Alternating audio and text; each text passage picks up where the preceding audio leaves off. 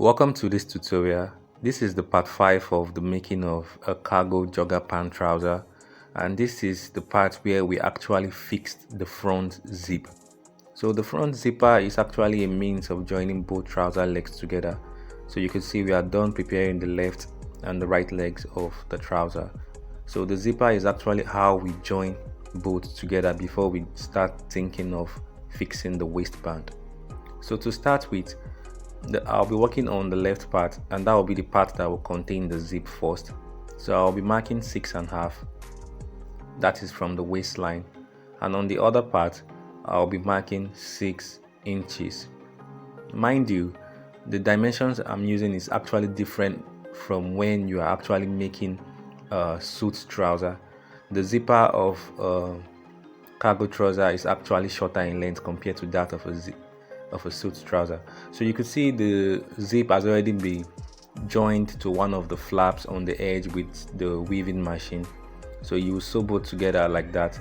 Then the other part, which is just a single flap, you'll be joining the right face, and I'll be showing you how to do that as well. Now to start the joining process, we'll just bend that part by ½ inch, since we made a ½ inch notch on the 6.5 and 6 inches point.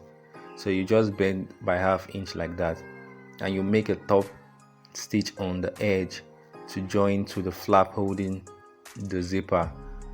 So you sew on the edge from the waistline down to that notch mark. When you get to the notch mark, you would stop.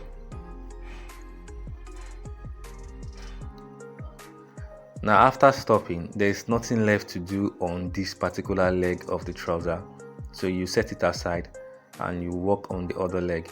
So for the other leg, you place the flap right face facing the right face of the trouser, making sure it is higher than the waistline of the trouser. So you can see it is a bit higher. Then you make your ½ inch stitch from the waistline down to the notch mark. You stop on that ½ inch notch mark, and after you get to the ½ inch notch mark, you will eventually now notch the flap itself, since the trouser is already notched. So you will now notch both together again, that is the ½ inch notch. So after notching both together, you open it up like that and make a top stitch, and you make sure your top stitch is actually done on the sewing excesses facing the flap side.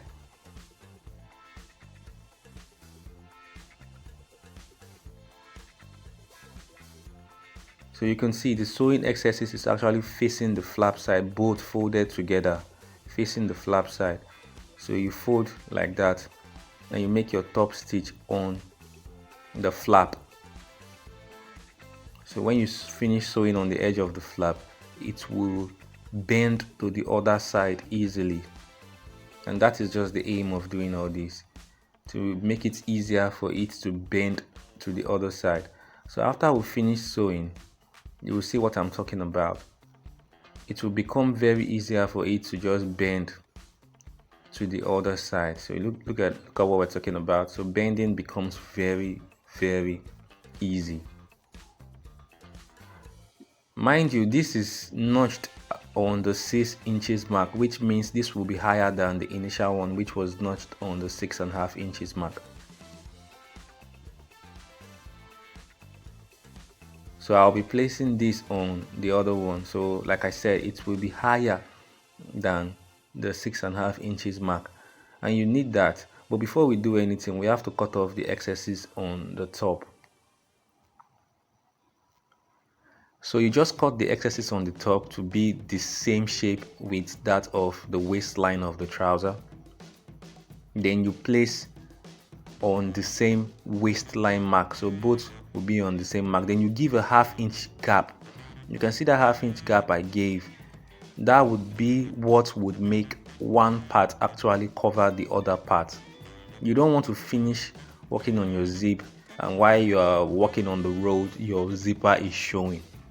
So that half-inch excesses will guarantee total coverage of the zipper.